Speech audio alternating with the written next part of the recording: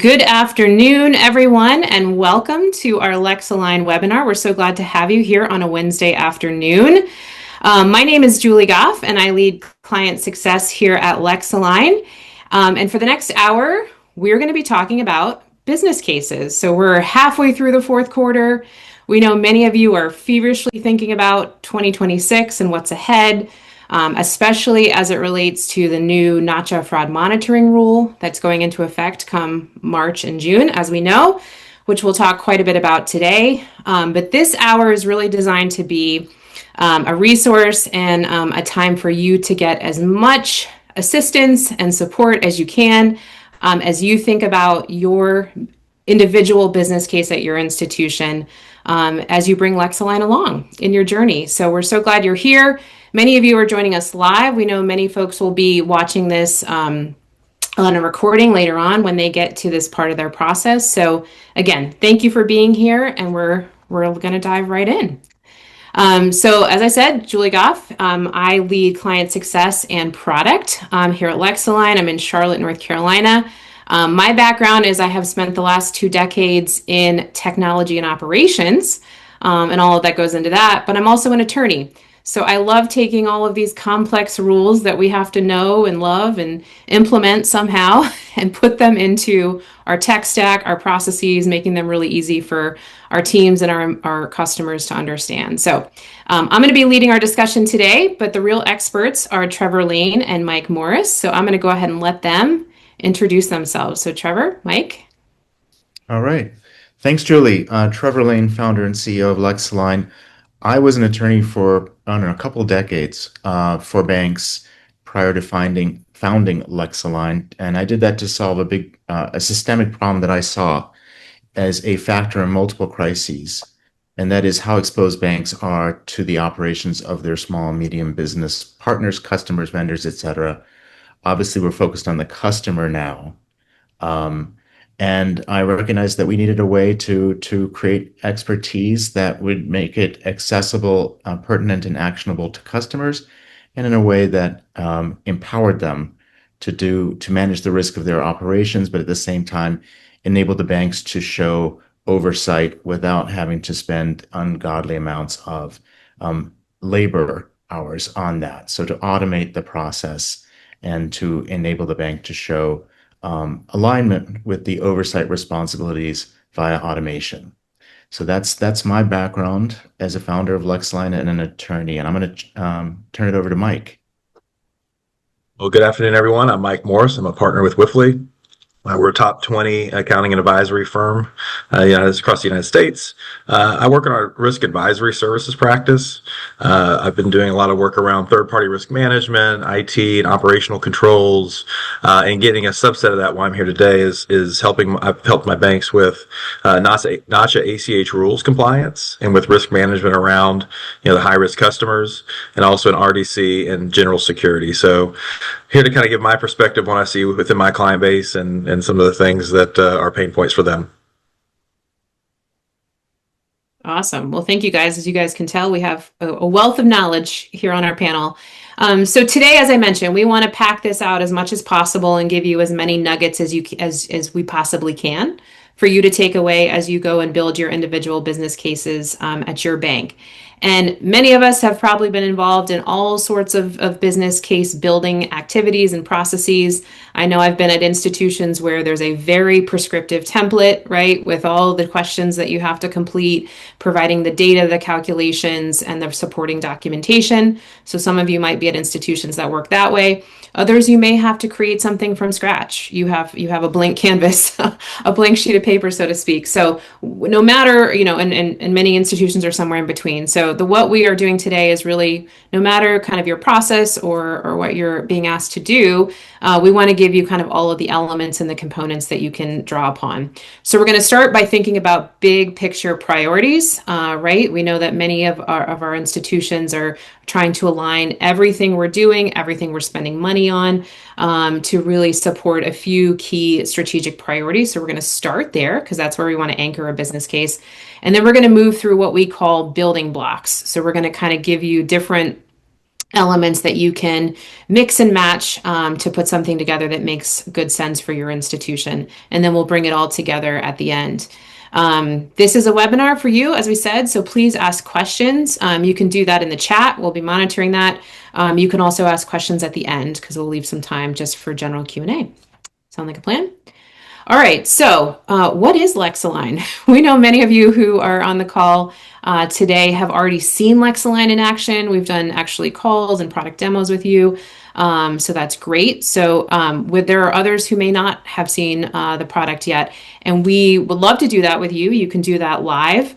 We can work with our teammate Angie. She can get you set up. We love doing live demos and having live conversation with you. We also have some recorded webinars that are available on our website on demand. So plenty of ways to see the product. But this hour, as I said, is really going to be focused on the business case and giving you what you need there.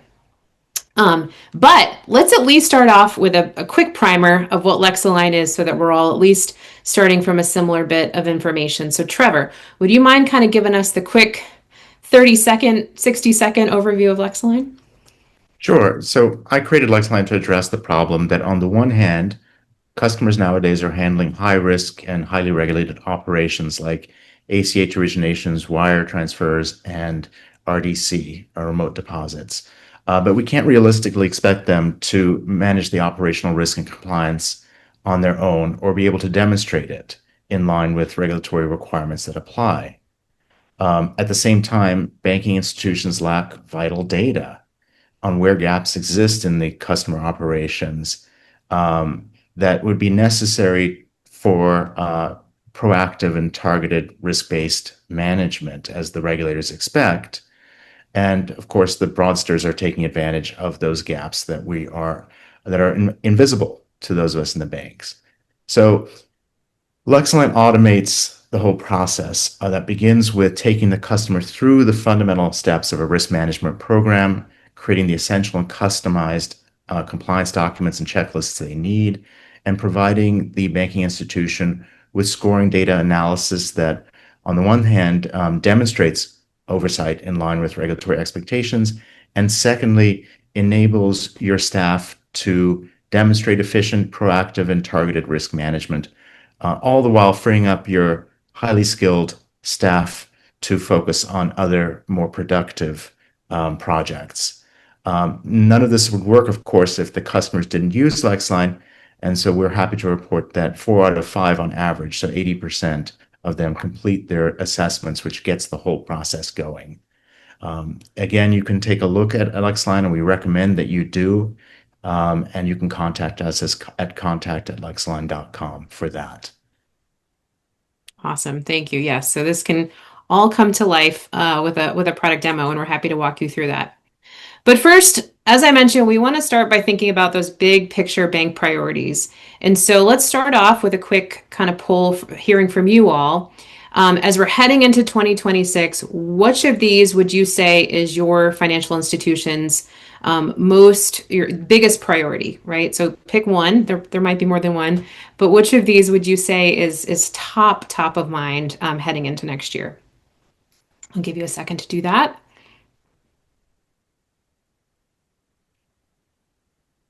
And Christy, feel free to display the results as soon as we have enough answers.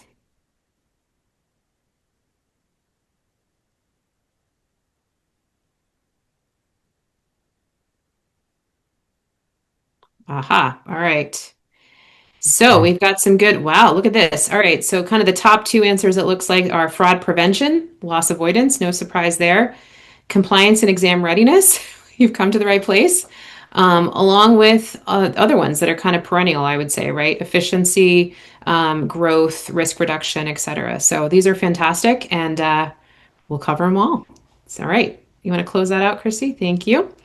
All right, so let's start there. And we want to hear from Mike and Trevor. You know, you guys are talking to banks every single day, and you have been for the past year and going into next year.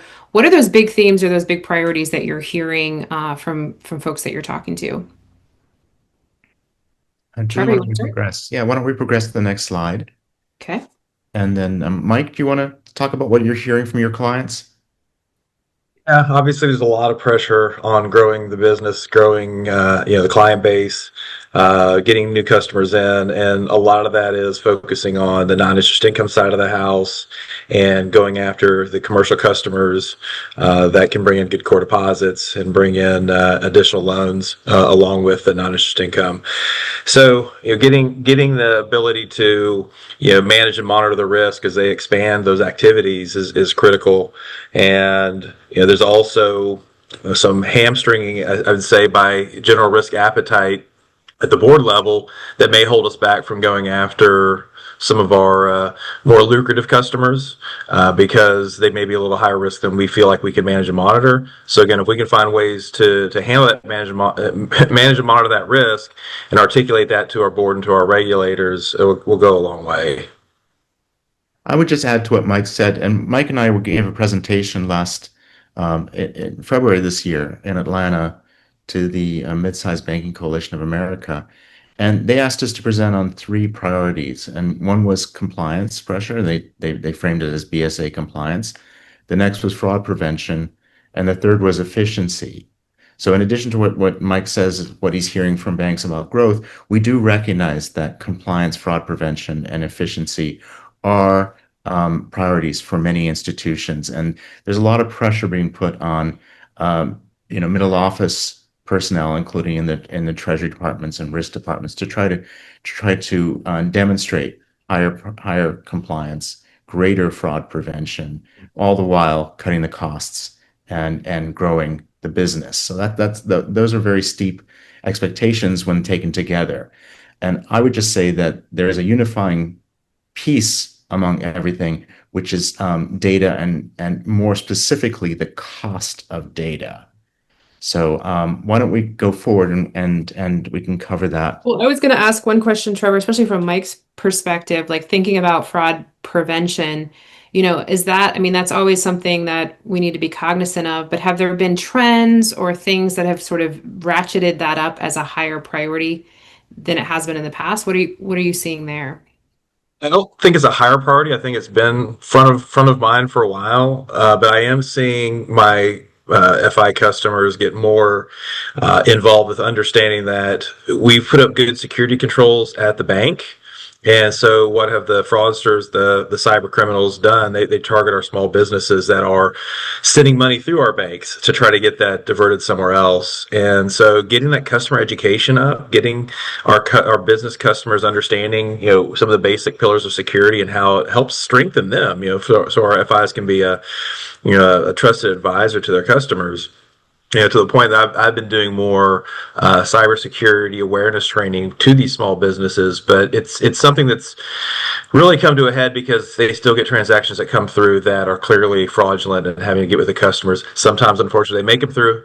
A lot of times now we're catching them, but the fraud is still there, and we really need to focus on that customer education to help us thwart those criminals. And I would add to that, Julie, that this is in line exactly with what Nacha is talking about. Nacha started in 2022 talking about how credit push fraud is replacing debit fraud as the main threat to bank account holders. It involves obviously the removal of their deposits, pushing it out to another account from which it is very quickly transferred and converted to crypto and becomes irretrievable.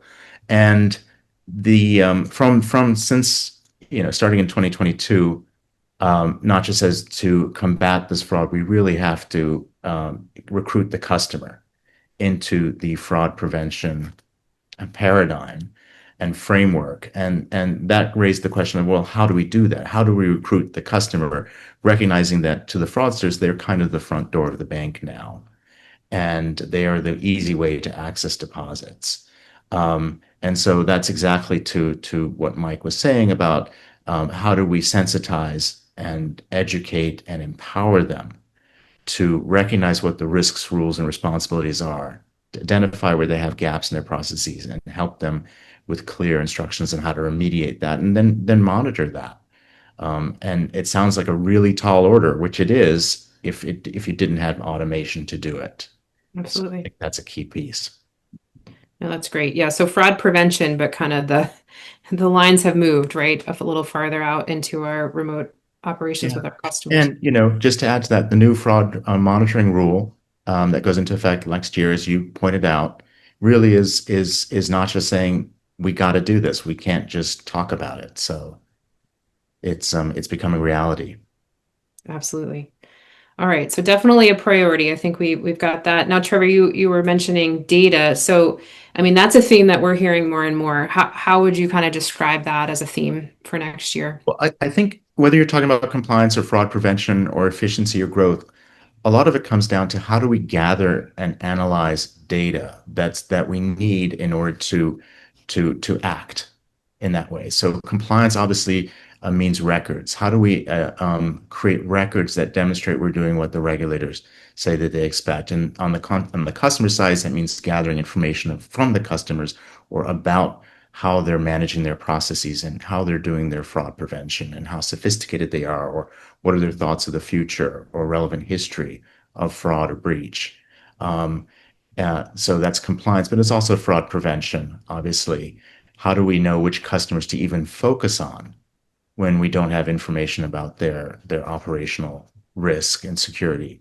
And efficiency is about, freeing up people so that it's not a manual carbon-based collection of data. We don't have to tie up our staff time sending out questionnaires and begging our clients to send them back, or doing on-site visits, or just doing, a constant monitoring of their operational risk, or even with new customers, getting learning about them, etc. If we can create a portal for information that brings that information in and does the collection, compilation, and analysis and scoring and reporting for us, then we can move forward. And so I think that bringing down the costs of gathering, compiling, scoring, analyzing, and reporting on data is key to all of these priorities that you mentioned earlier. Yeah, and we often think, oh gosh, more data, more work, right? But actually, it's illuminating for us, right? The business we're already doing with customers, and then being able to focus those efforts. So that's kind of where we're going to head with those data unlocking new opportunities. All right, so we've kind of set the stage with our business priorities. I think what you guys had in mind is exactly what we saw here from the group on the poll.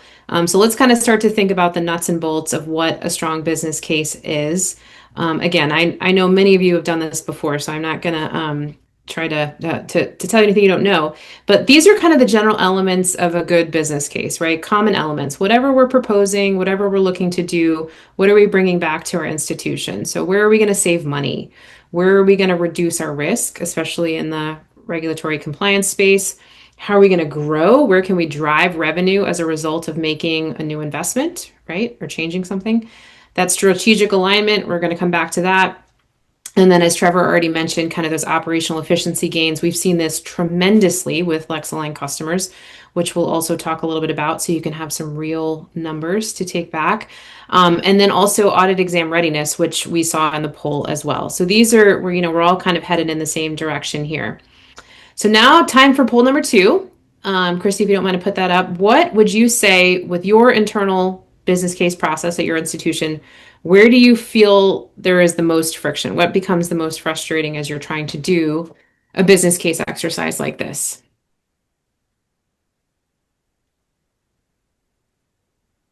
You probably want to answer all of these, but just pick the one that feels the most cumbersome or the most difficult.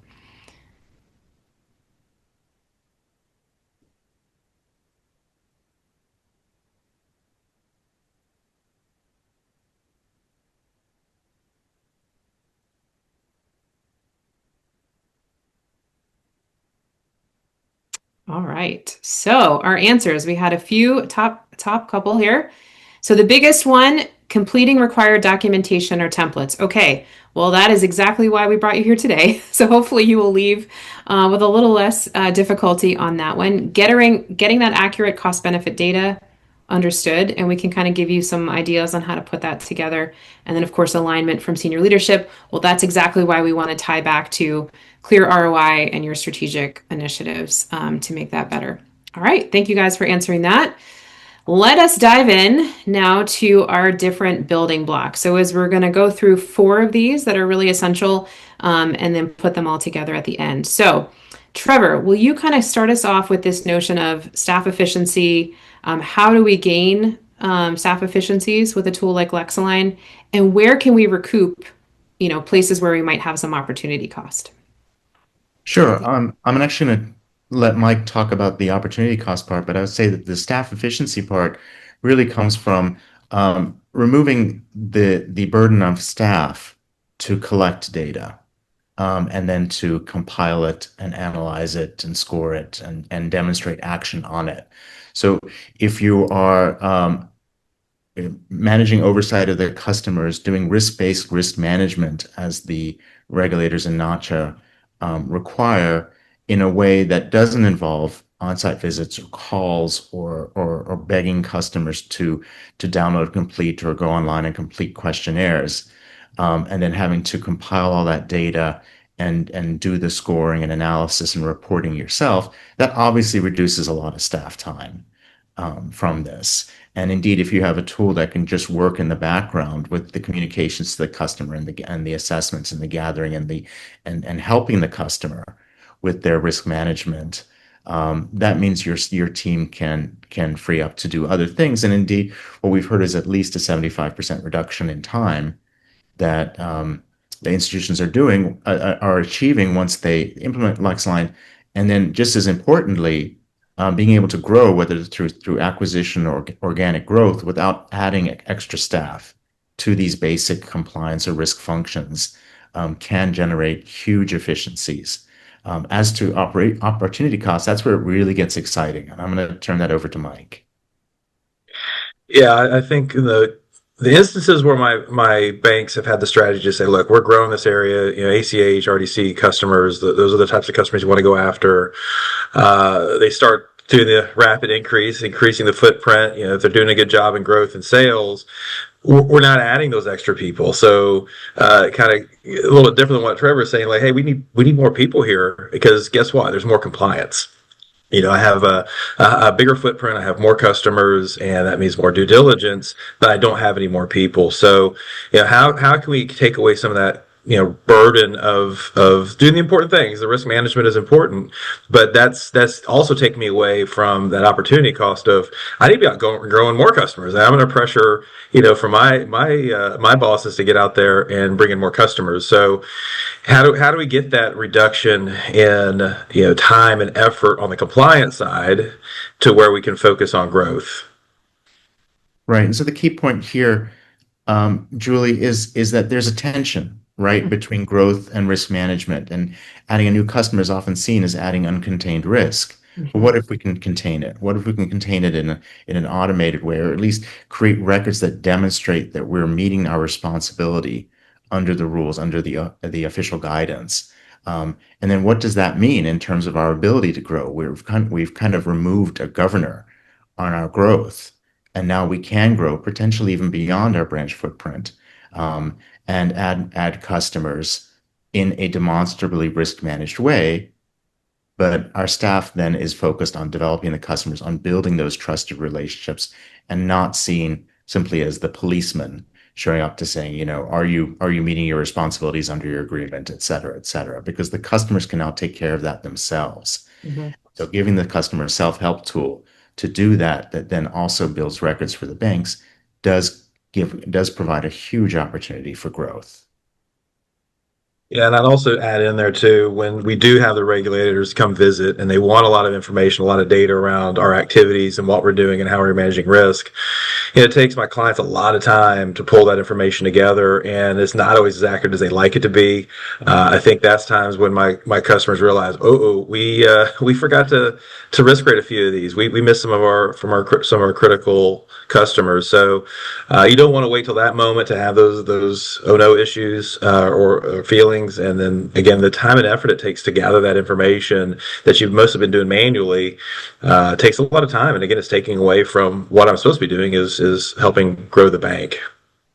And that could be, the questions can be as basic as how many ACH originators do you have? How many third-party senders do you have? How many RDC customers do you have? Most of the banks we talk to don't have that information at their fingertips. But if you had a Yeah. tool that tracks it because it's tracking compliance, then you have that basic information. But you also have information on, where the gaps are as far as which customers aren't meeting their responsibilities under the fraud monitoring rule, or which customers need help, such as they have a problem with their scanner. You might be inviting them to tell you, but they aren't. But if you give them a communications portal where they are readily saying, "Hey, I'm having an issue," then it enables you to address these issues proactively, and not only to ensure in that case or more deposits, but also a better customer relationship, higher retention, et cetera. We're seeing all of these data points as a result of the data that we're making available to financial institutions. So growth, retention, sales, all are positives that come with an automated solution.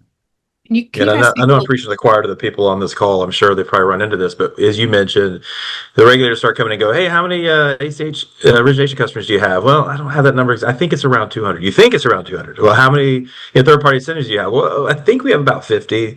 That's when the regulators start saying, "Well, wait a second. We need to dig into this a little bit more. How are you really managing and monitoring risk if you don't know those basic questions?" And last thing we want is to give them ammunition to go deeper and dive deeper.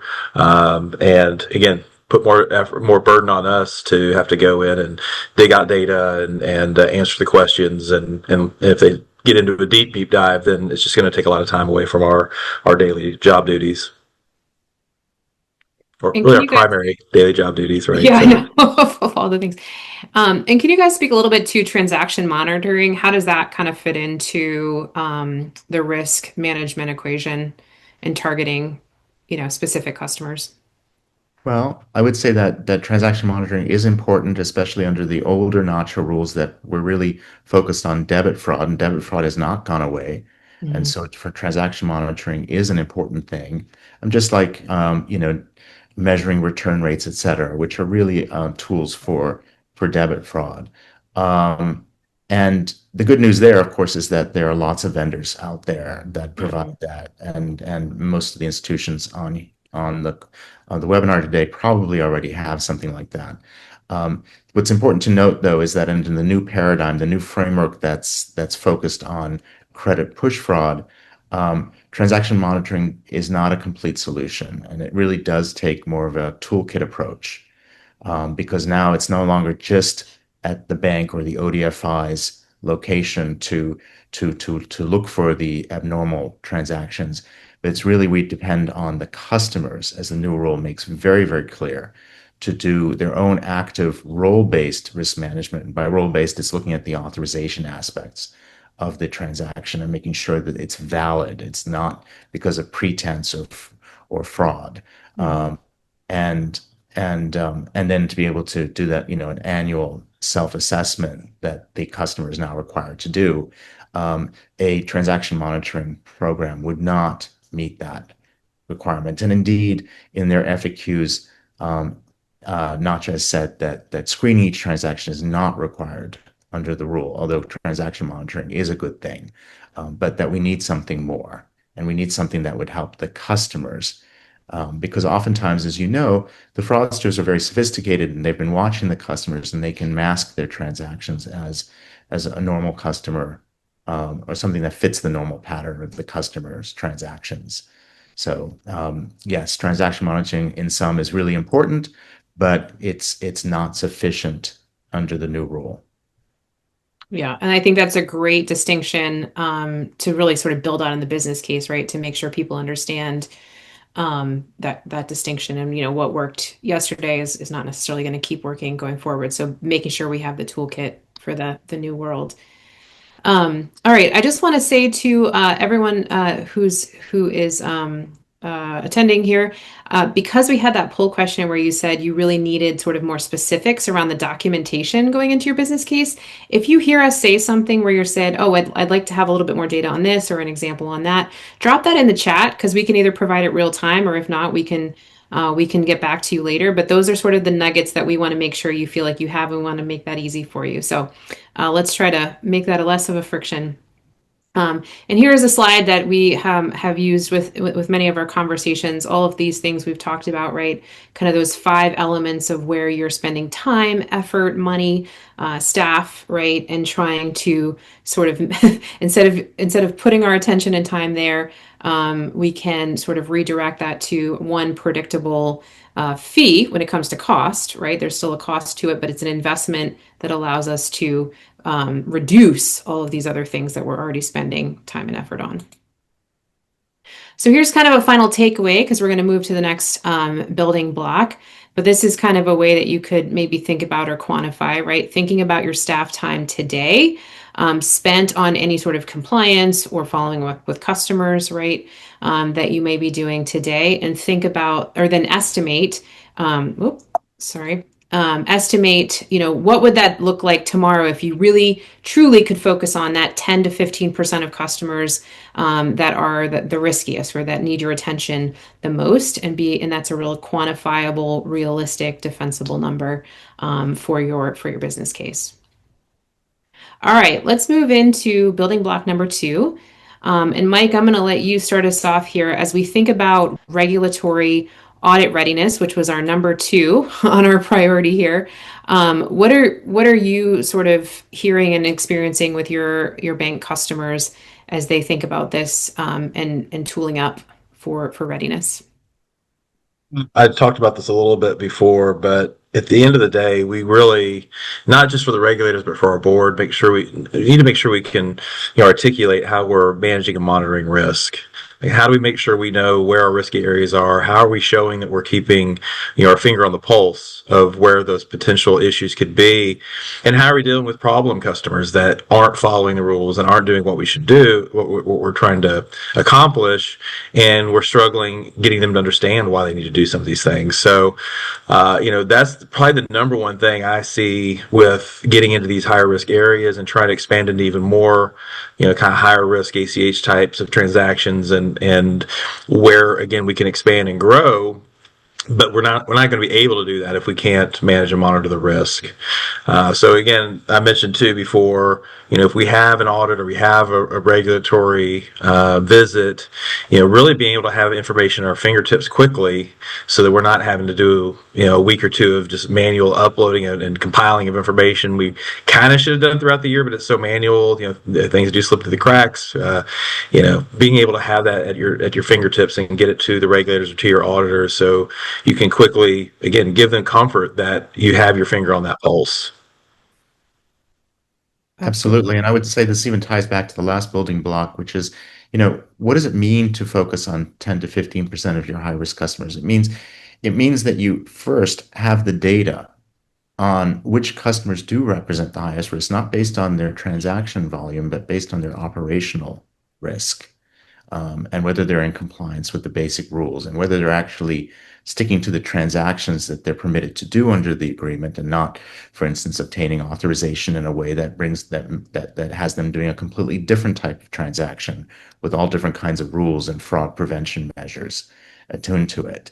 And so if we can identify those customers by either, risk rating, so customers that have a number of gaps and shows material deviation from what the regulators say they expect, or by risk factor, so a list of customers that aren't actively doing fraud prevention. That enables us in a very precise way to follow up and demonstrate to the auditors and examiners that we are doing risk-based risk management. So risk-based risk management really requires data points and scoring and risk factor analysis can really enable us to do that, so that with really surgical and small efforts, we can go a long way to showing that we are managing the risk of our customer portfolio. And as Mike said, then be able to really potentially take on highly lucrative but somewhat higher risk customers. Mm-hmm.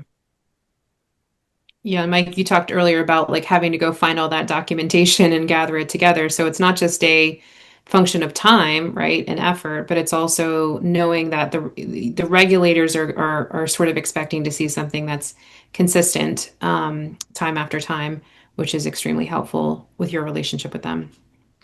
And getting back to the really basic point, which is that if you have a platform or a dashboard that's just gathering this data for you, Yep. that even without doing much, you have something visual to demonstrate, something that tells a story of risk management that can go a very long way to showing that you're doing the appropriate oversight and enablement of customer risk management.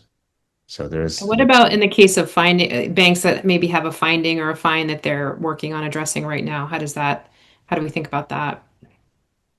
Mike, do you want to take that? Well, I mean, obviously, there's going to be a lot more scrutiny on that area. We're going to have to, even tighten up our documentation even more. A lot of times, our customers end up going kind of overboard, to fix those issues because they're so important. And again, we don't want to lose those opportunities if the regulators start coming in and saying, "Yeah, you really should be doing this anymore because haven't demonstrated that you're capable of doing it, or you haven't given us, the faith that you understand again could manage and monitor the risk." So you're going to put a lot more time and effort after that into it, So what you had already been doing was taking a lot of time, more time than it should. Now you're going to be doing more procedures, no more documentation over what you're already doing, and it might be a little overkill, but at the same time, you got to kind of dig yourself out of that ditch that we've gotten into with regulatory findings, or sometimes even audit findings. We want to fix the audit findings, because those are good indicators that we have an issue we need to fix. And if we're being proactive in fixing that, then that helps the regulators get more comfortable around what we're doing, and ultimately the audit committee and the board. Mm-hmm.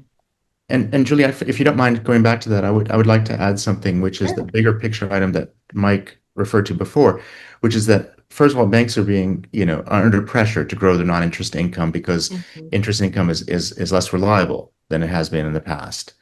And so there's a lot of pressure to grow. There's also pressure to grow for other purposes relating to the bank failures of a couple of years ago. That's causing a lot of acquisitions and combinations in the banking sector. Now, regulatory findings can really hurt in a number of ways. One is the fact that we're seeing smaller banks turn into significantly larger banks overnight under the regulatory schema, which means much greater regulatory scrutiny of what Mm-hmm. we're doing.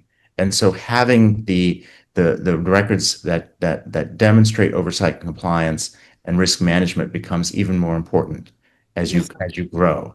And the processes that you depended on in the past just might not be scalable Mm-hmm. uh, going forward. The second thing is if you have a finding, that might then hamper your ability to grow Mm. the way that Mike stated, that you have to show the regulators that you're capable of managing that Right. responsibility, but also in terms of getting regulatory approval for an acquisition, or if you're potentially trying to sell the institution, making yourself look, better so that you have a higher asking price. Obviously, having a finding or a detraction like that can really hurt. And so responding to that finding or preventing it by having the right data and being able to demonstrate responsibility through data Mm. can really ease the growth and enable you to continue moving forwards. That's a great point. All right. So this is kind of our practice point here at the end of this section. So as many of you have seen in the product demo, right, LexAlign has actual outputs, dashboards, records, and we can provide examples to these things. And actually tying those things to exam expectations or findings, things that you're working on, it creates that clean connection between the tool that you want to use and push out to your customers and the audit that you're going to be expected to produce and prepare for. All right, so let's get into another poll question so we can hear from you all. How does your FI evaluate ROI when it comes to new tools in your tech stack? So what would you say of these? And again, there might be more than one. What's kind of the most important top of the list for getting a new tool?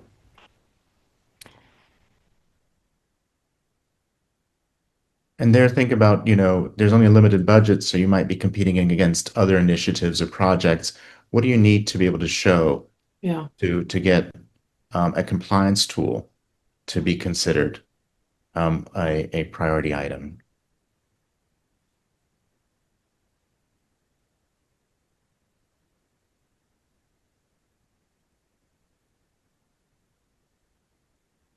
Interesting. All right. So the clear winner is cost savings. How do we recoup staff time? How do we get efficiencies? And that's why we made it building block number one, right? Putting all the stuff that we need to do anyway into as automated of a form. So, yeah, that's building block number one. And then we can kind of continue on into our other building blocks. And we're going to get to revenue generation here in just a second as well. All right. So let's hit it into building block number 3. So this one is our favorite, right? Revenue enablement and growth. So now that we've gotten those efficiencies and we can clearly state how we'll get time back, how then do we go allocate it and how much are we going to actually grow? So Mike, I know this is a topic near and dear to your heart too. So do you guys want to give us some insight on it?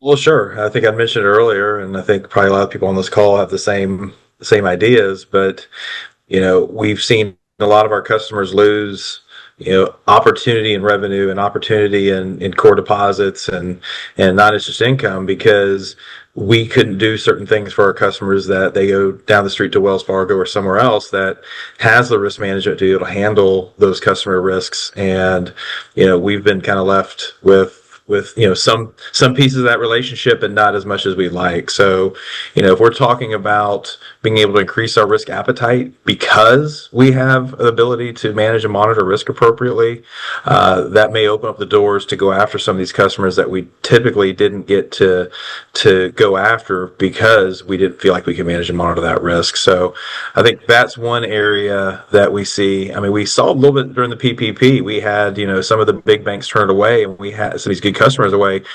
But a lot of my customers couldn't take them on. They didn't really feel like they could manage that type of customer at that time. So obviously they're kind of throwing at them quickly.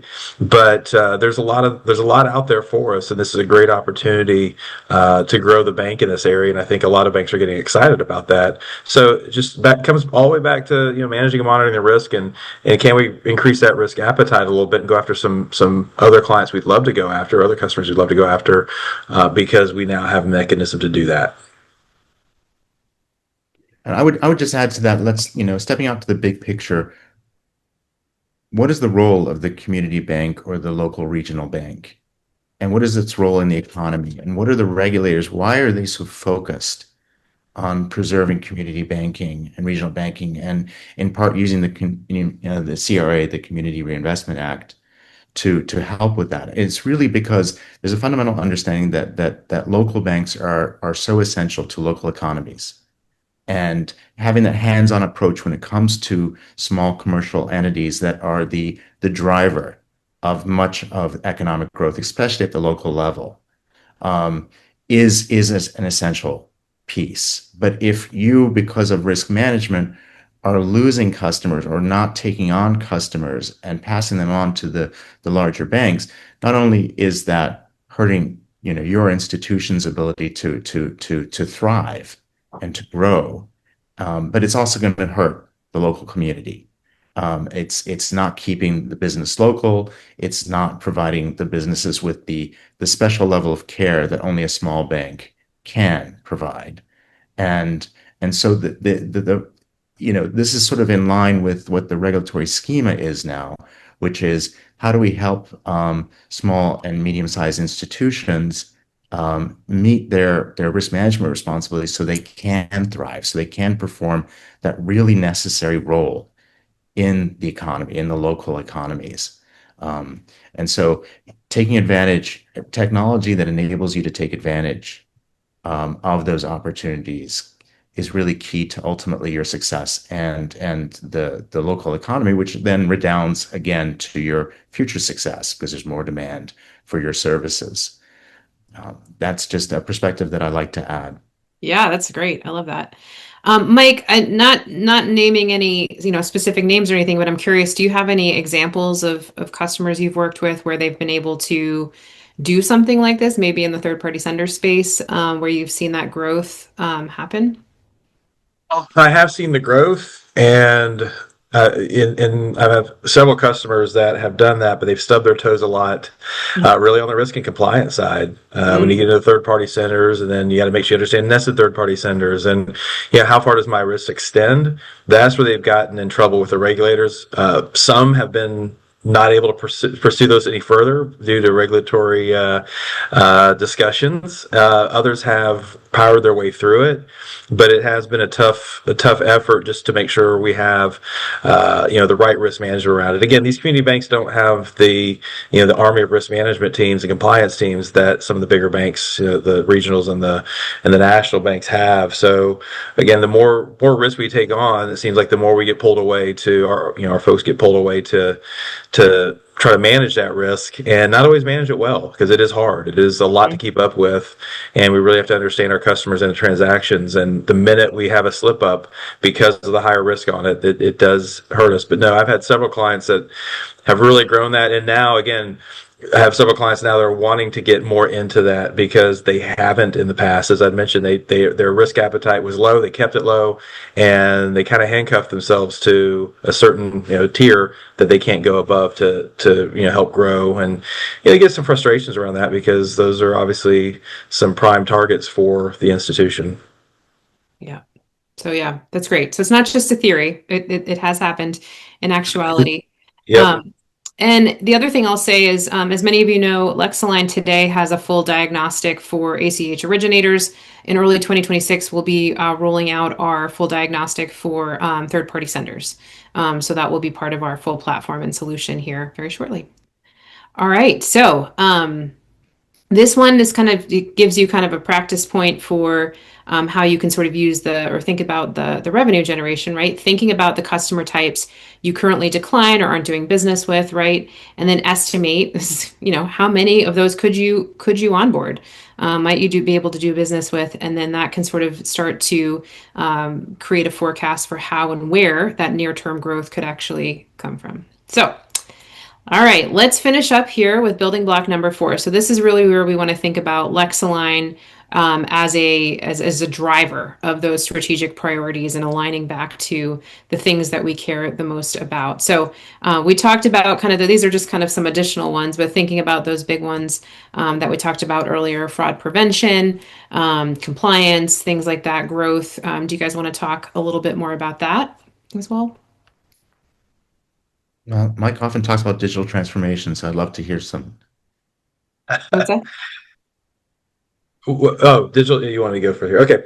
Yeah, I mean, a lot of our clients are looking for that digital transformation. They're looking for, technology, digital roadmap, how these fit in it.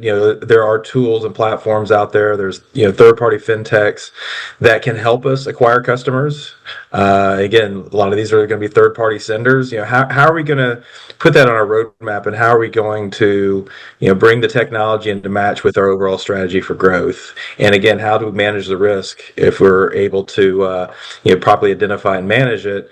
Do we want to accept that type of risk? But again, when we look at digital transformation, is how we touch our customers, is how we expand our footprint.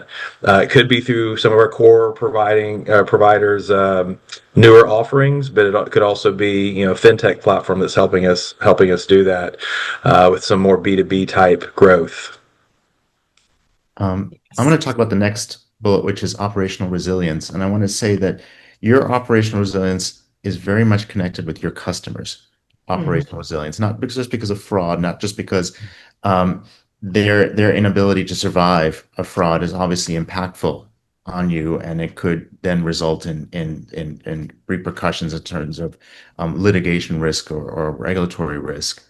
But it's also because we can't ignore the small everyday customers' survivability and resilience. And that was a lesson, and some of you may have heard me say this before because it's one of my hobby horses, but I was very active during the mortgage crisis, helping the major banks respond to that crisis. And when I first really began to see how exposed banks are to the operational risk of small and medium counterparties. And up until that point, the view had been like, when it comes to third-party operations, we really just need to focus on the major organizations that were the quote unquote critical third parties. So like a major customer or a major vendor or upstream partner, where if something happened to them, it would clearly wobble the bank, but we didn't really need to worry about everyday customers, because on a point by point basis, individual by individual basis, it really wasn't that much risk to the bank. Well, the mortgage crisis proved, and I do believe the fraud crisis, the incipient crisis in fraud, is also demonstrating this, that when there is a risk that applies across the customer base without differentiation by geography, sector, or size, it can spread like a wildfire. Mhm. And when a group of common customers are all hit by the same risk and the same loss, then, as we saw in the mortgage crisis, it can prove existential to banks. And we saw that with the largest number of bank failures in history in a 3-year term. And there literally hundreds of banks failed, including the largest bank in history that has failed. And that was due to small customers, small everyday customers being affected by a common risk. And so we do need to think in terms of our own operational resilience. And I mean, on the bank side, Mhm. about our customers' resilience and how do we empower that? How do we empower them to survive in this environment? And in doing that, we can benefit our own operational resilience. We've already covered community bank competitiveness. I kind of jumped the gun on that. Improving customer experience. Why don't we put that back on you, Julie? Why don't you I was tackle? going to say a topic near and dear to my heart. But yeah, customer experience, right? This is an opportunity for you to engage with your customer, just like any, situation might be. And so, even if you're in a situation right now where you're sending out those questionnaires, we've heard from many banks where, well, if you're getting lots of questions, put back on you to explain things, they're not sure how to answer, right? That's not a great customer experience because they're trying to do the right thing and get you the data, but they're just getting frustrated along the way. So many of you have seen LexAlign in action, and we take them sort of through a journey, right? Bite-sized questions. We ask it in ways we know that they know the answer to.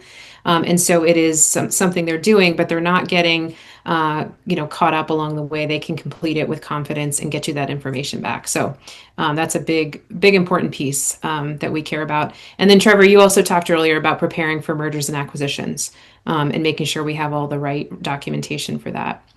So a Yeah, couple of I things I would know. go back if there's a moment of time, I would go back to that customer experience. And one of the things that we were a little bit surprised when we launched LexAlign to discover is how many customers treat the assessments they're going through as an opportunity to really reach out to the bank and say, I have concerns, I need help. And the ability to get that data, which you might not otherwise have been obtaining, and then respond to the customer can go a long way to shoring up the relationship, retain the customer, leading to more sales, leading to higher deposits, leading to a happier customer. Mhm. And so, providing another way for them. And by your customer, I'm really talking about the people handling the banking operations at the customer site, enabling them to communicate to you and you to respond to them can go a long way to developing that customer relationship. Absolutely. Absolutely. Okay. All right. Well, that completes building block number 4. So now you've got at least some essentials that you can start using. And we're going to open it up here in just a minute for Q&A. So if you've got anything that's on your mind, please drop that in the chat. And we'll be sure to call out the question and answer it here before we close. But I did want to mention before we go on, we know that many business case processes, you might have a more formal ROI process. There might be more assessments or questionnaires that you need to do internally in order to build that full business case to get to fruition.